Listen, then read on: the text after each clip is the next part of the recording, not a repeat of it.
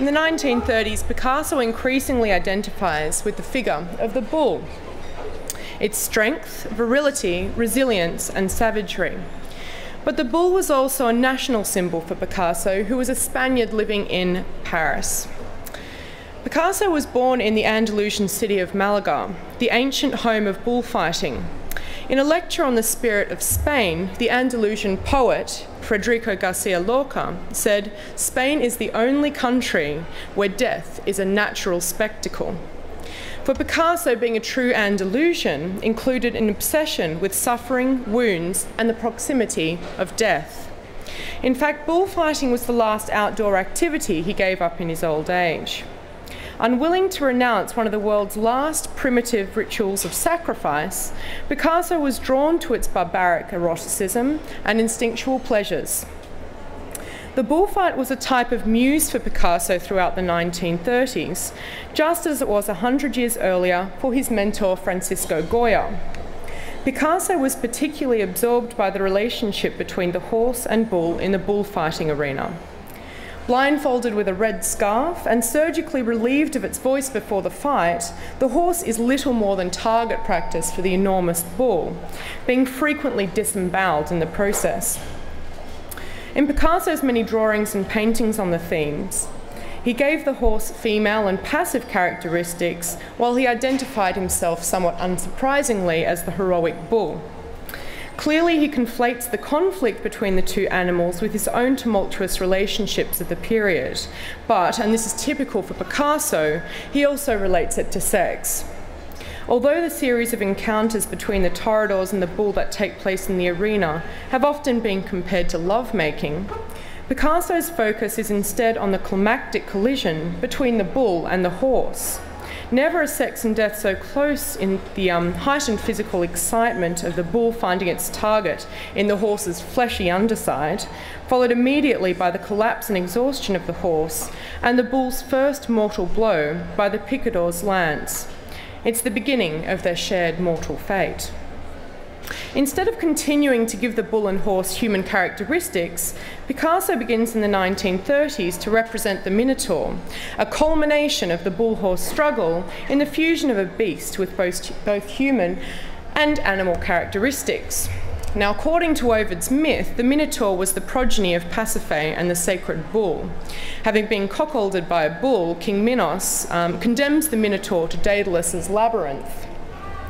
The Minotaur was fed young Athenians every few years until Theseus successfully killed him. And escaping the labyrinth with the help of Ariadne's thread, Theseus returns home victorious, a hero and the founding father of civilization.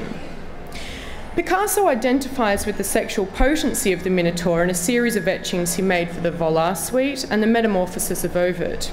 The Minotaur attracted Picasso in the same way that his collection of primitive masks did, offering a type of uncorrupted instinctuality of the sort not found in modern times. It was for similar reasons that the Minotaur was actually a fundamental symbol for the Surrealists. André Breton, the Pope of Surrealism, declared that the eye exists in its primitive state. And the Minotaur represents that side of humanity that cannot be coerced into the straitjacket of civilization. For the Surrealists, the Minotaur represents the Freudian split consciousness, the eternal war between the unconscious instinctual desires of the id and the superego that delays gratification and to varying degrees is successful in preventing us from degenerating into impulsive, shit-flinging barbarians. The danger of modern culture is in pretending that savagery no longer exists. A point proved in the year following the creation of this, the Minotauromachy, with the Spanish Civil War and later the bombing of Guernica, which of course he paints. Picasso's Minotaur is not a symbol of savagery simply, but in the blind Minotaur it appears weak and vulnerable. A creature that was once so ferocious is so easily reduced to helplessness with the removal of sight. Blindness was equivalent to castration for Picasso, who believed himself impotent without representational powers. In 1933, Picasso illustrated the first edition of the Surrealist journal Minotaur. The following editions included Dali, Ernst, Duchamp, and Miro. The Minotaur represented for the Surrealists the dialectical quality of the movement as a whole. Just as Surrealism was the fusion of reality and dream states into a type of surreality, or as L'Entraînement would have it, the chance encounter between a sewing machine and an umbrella on a dissecting table, the Minotaur synthesized love and hate, strength and vulnerability, eroticism and repulsion, the sacred and the profane. The mythical killing of the Minotaur is upheld as a great humanizing exploit in the development of civilization. By slaying a creature that is half man and half beast, Theseus freed humanity from its barbaric and instinctual aspects and delivered the city of Athens from the darkness and irrationality of the labyrinth and the primitive practices of sacrifice. However, Picasso and the Surrealists refused to celebrate Theseus, championing instead the beast at the heart of the labyrinth. The Surrealists sought to retrieve myth in modern society, not in its archaic form, but in its narrative spirit and ability to infuse life with the marvellous. For the Surrealist Georges Bataille, the loss of the mythical function in modern society signalled a deficiency of communication between man and nature. In seeking to dominate nature, modern man denies the ritual communion with it that once animated society. Picasso's Minotaur is a figure of sympathy and empathy for us. In no point do we actually share the triumph of Theseus's victory. Picasso's Minotaur asks us, what have we lost from killing the Minotaur, and along with him, myth? By vanquishing myth, we make a myth of its absence. Perhaps the greatest myth of our time is our belief that we're better off without it. Thank you.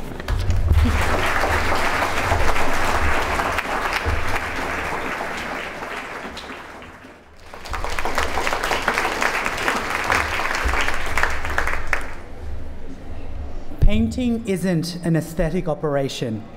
It is a form of magic designed as a mediator between this strange, hostile world and us, a way of seizing power by giving form to our terrors as well as our desires. Pablo Picasso's work generates much more than a series of polemical statements about life.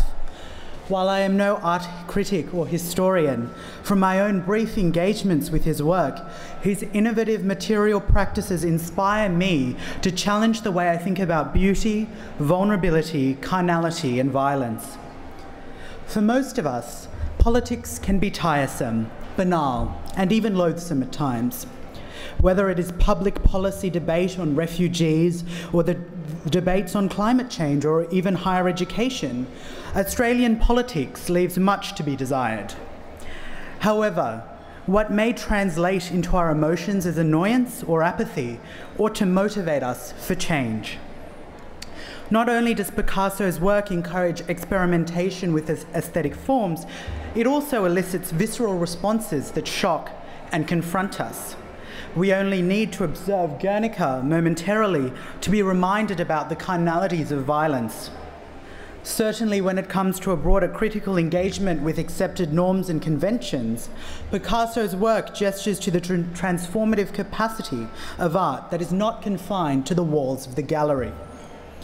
Discussing culture and politics in the vein Picasso envisaged requires us to understand that no single object exists in a vacuum of thought, nor are they fixed in time. Instead, cultural studies offers us new ways of opening up the space of politics to critique, deconstruction, and reflection. This allows us to question some of the knowledge we take to be self-evident, whether it is our core understanding of being male or female, or the biological imperative to reproduce. Let us take something so fundamental to our lives as human beings, the notion of family and kinship. When we think of family, our imagination is likely to instinctively invoke a fantasy of a mother and a father, probably in a married relationship, probably white, living in a home with their pet of their choosing. Why? Most of you would justify such an idea by claiming that this is how families exist typically. However, such representations obscure a more complex reality. When same-sex families, step-families, extended families, divorced households, non-married families are added into the equation, we are forced to rethink the normativity of the heterosexual matrimonial rubric. If we take a closer look at the push for marriage equality here in Australia, we can explore how some of these anxieties over kinship emerge. In a legislative context, marriage is defined in the Marriage Act as the union between a man and a woman to the exclusion of all others, voluntarily entered into for life. While legislation in this country does not imbue marriage with religious or reproductive significance, there is a tendency in public debate to confuse the religious and civil character of marriage. What marriage equality reform is all about is ensuring civil equality for all couples when it comes to relationship recognition. This does not encroach upon the freedom of religious bodies to choose how they solemnize faith-based marriages. Our inability to distinguish between the two, however, continues to shatter the promise of equality for those of us who remain on the periphery. Picasso's fascination with history was not to romanticize it or render it hegemonic. Like the massacre in Korea, Picasso's work engages with history to provide thought-provoking representations that render the past and present as oscillating spectrums. Consider the current debate on marriage equality and how marriage tends to be framed in ahistorical or universal terms. Yet, if we scrutinise the vitriolic rhetoric, these claims do not withstand the test of historical accuracy. It was not long ago that women were transacted as property in marriage, moving from their father to their new husbands. We no longer restrict marriage on the basis of racial or religious grounds as we previously did for Indigenous Australians or interfaith couples. Gender, race and religion were once pivotal sites for the regulation of marriage in Australia, but we have changed over time with the social evolution in our communities. What this debate reveals is that our investments in these social understandings of family and intimacy are not only pervasive, they become so repetitive that they naturalize in our society, in our bodies, in our emotions. Holding such visceral beliefs mean we fail to acknowledge the existence or value of other kinship structures. Cultural theorist Lawrence Grosberg refers to this as our effective investments in particular cultural maps or ways of seeing and sensing the world around us. We need to make ourselves more aware of them. Engagement with politics, then, must not only involve questioning, it must also be about producing representations capable of movement, affecting change, in my case, social change. So if Picasso says art is not the application of a canon of beauty, but what the instinct and the brain can conceive of beyond any canon, how do we generate a shift in conceptual thinking to affect social change? Like the worlds Picasso opened up to a generation of activists, creating a world where we, as ordinary citizens, claim a voice begins with a little personal curiosity, learning and reflection. We must never take anything for granted or accept norms without reflexivity. Critical reflection is difficult. It forces us to interrogate some of the assumptions we hold dear or take to be self-evident.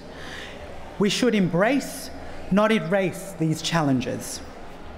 If we can take one thing from Picasso, it is that this friction, as uncomfortable as it may be, is necessary if we are to mature as individuals. In doing so, we can build a future that privileges ethical relationships and social justice. Thank you.